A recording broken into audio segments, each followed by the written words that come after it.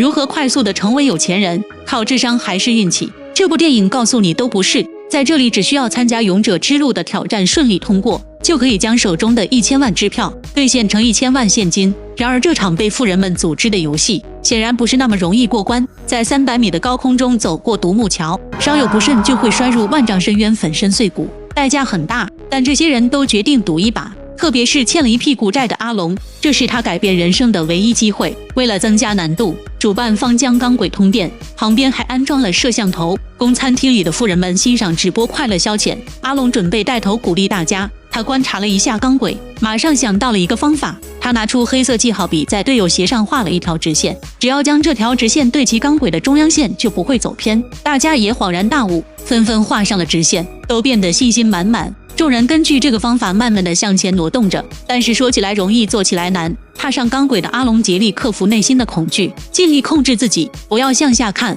但还是忍不住往下偷偷看了一眼。紧张的他连走几步没稳住重心，瞬间失去了平衡，幸好只是摇晃了几下，还是稳住了。这时天上突然开始打雷，如果下雨无异于雪上加霜。众人慌了，阿龙安抚大家现在没风，大家不要紧张。话音刚落，1号说起风了，可实际上风平浪静，是幻觉和恐惧的心理作用，但他已经站不住脚了，想要转头回去，但是根本不可能。觉得没希望的1号连跑几步，双手碰到钢轨，被电击之后掉到了楼下。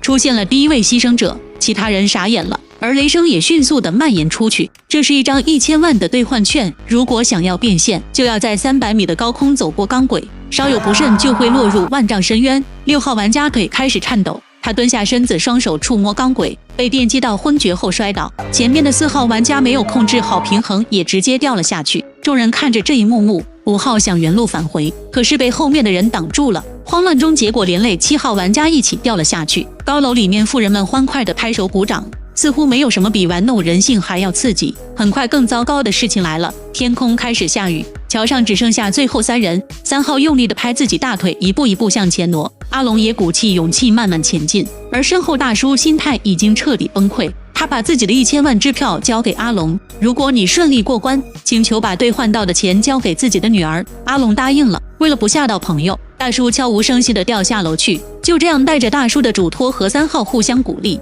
两人终于抵达终点。可就在3号打开窗户的那一刻，室内外产生气流，巨大的强风把3号拉进了地狱。在最后关头，竟然还有陷阱。阿龙用尽最后的力气爬了进去。更令他绝望的是，阿龙的1000万奖金扣除债务只剩下70万，而死人的奖金是无效的，不能兑换。阿龙非常不满。这时掌控一切的老头决定给阿龙一个机会。这次他们玩的是一种比大小的卡牌，比赛双方各拿5张卡，一边是一张国王4张平民，一边是一张奴隶4张平民。双方各自出牌，其中国王最大，平民次之，奴隶最小。但奴隶可以反杀国王，而国王卡拥有极大的优势，奴隶卡获胜可以赢得10倍的奖金。阿龙孤注一掷选择奴隶卡，这是2亿的现金，想要拿走，只需要在这场游戏胜出。第1轮双方都出了平民，第2轮依旧是平民，第3轮就要开始博弈。阿龙将奴隶卡缓缓打出，但他渴望国王卡凝重的表情，马上就被对手看穿。对手果断拿出了平民卡赢了他，还嘲讽阿龙是自己内心表现出卖了自己。就这样，阿龙第1局输光了自己全部积蓄，被保安带走了。他边走边回想，